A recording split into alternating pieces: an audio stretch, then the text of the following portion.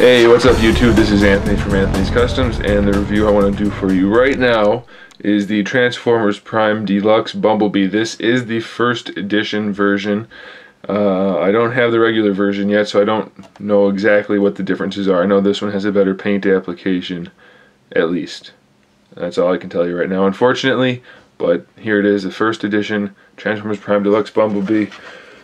He stands in robot mode, just shy of 5.5 inches tall, so he's good size. Looks good overall, very accurate, very screen accurate. Obviously it's not perfect, they never are. Transformers are not as easy to make in real life as they are on a computer, but he is pretty darn good.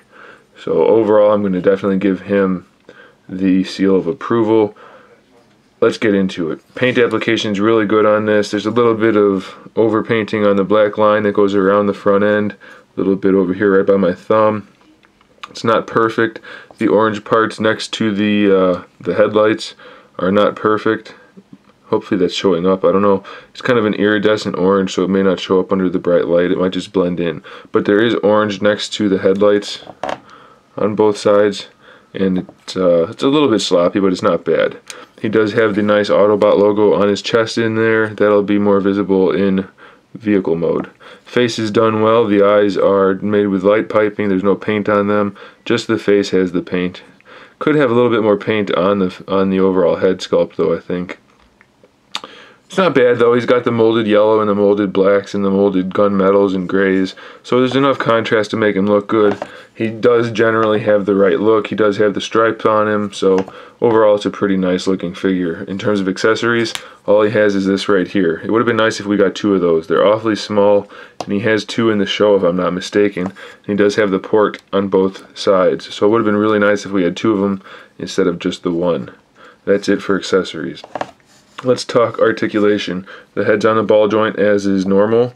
It rotates no problem, looks up a little bit, not too much, looks down decent amount. Good enough, I'd say. Pretty good range of motion for the head. The light piping does work really well. You might be able to tell a little bit right now, but since everything's pretty heavily lit, you might not. The shoulder articulation is kind of weird. Now, one of my biggest complaints about this guy is this mechanism right here that has the arm that swings up from where the wheel normally goes. It doesn't have any locking feature, so it's kind of wonky the whole time while you're posing it. And they are supposed to be up like this. You want the wheel part right here to be up and forward, not tucked in, not any other way, not down. They're supposed to be up. So it is kind of tricky to get the arm the way you want it. It's going to want to move a lot on this hinge and on this hinge. So you're going to have to play with that a little bit. The shoulder does rotate along with the wheel. So it has the full range of motion there. See, it's doing it right now. And then we have a ball joint right there, which really suffices or works as the elbow joint. So his shoulders are kind of not the best. His elbow joint's a ball joint, so that's fine. And that's really it for the articulation for the arm. We have some rotation here, but that's it. The hand does this, but that's really just for the transformation. So overall, we're kind of limited on articulation. What I would recommend you do is turn the arm in like I just did, leave it like that, bend it at the elbow like that, and you are good to go. If you want to have him firing his little blaster thing, go ahead and rotate his arm forward and put the blaster on, and he's fine. So even though the articulation's kind of limited, it's not too bad. It's effective enough. It'll work. See? Looks good. Okay.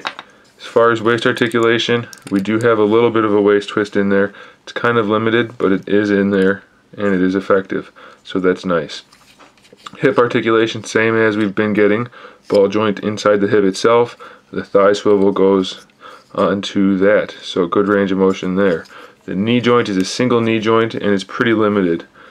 That's all you get out of it. He's got these really blocky lower legs, and they block a lot of the articulation. They also give him no foot articulation. The foot itself does move, both parts move, the front and the back, but due to this, you're really not going to get much out of it.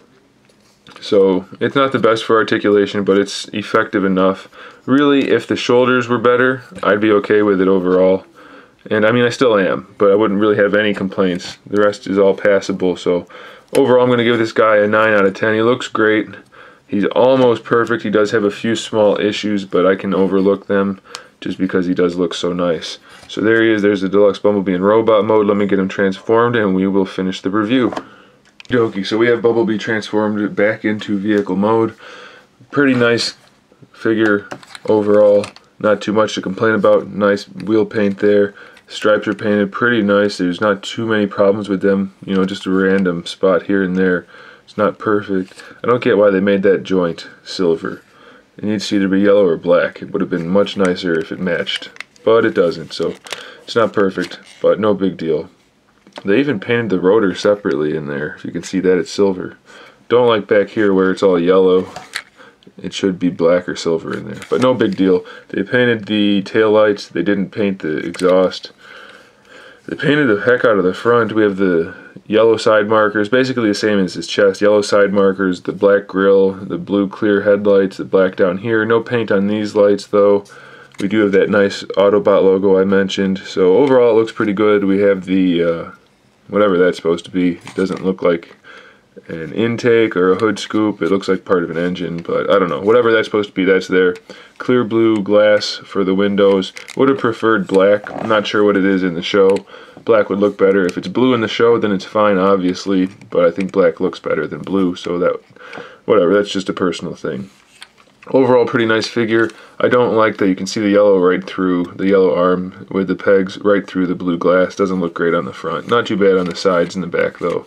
His little accessory thing snaps in right here on these little peg things. You have to hold the feet down because if you don't, they probably will just move. Yeah, they just move. So hold those down with one hand, snap it in with the other, and you have weapon storage. He rolls nicely, so no problems there.